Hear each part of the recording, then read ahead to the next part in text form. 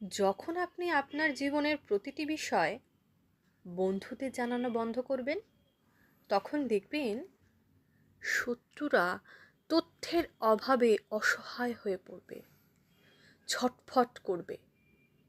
কোনো গসিপ ছড়ানোর সুযোগ থাকবে না। আপনার সিদ্ধান্ত নিয়ে কেউ কটাক্ষ করতে পারবে না।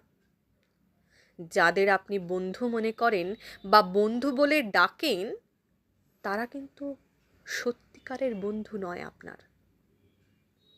কিছু মানুষ কেবল শত্রুদের খবর পৌঁছানোর জন্য আপনার বন্ধু সাজে।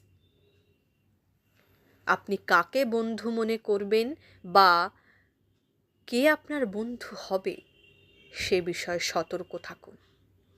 কারণ পৃথিবীতে সবচেয়ে বিপজ্জনক শত্রুদের মধ্যে একজন কিন্তু হলো সেই ব্যক্তি যিনি বন্ধু সেজে আপনার আস্থা অর্জন করে।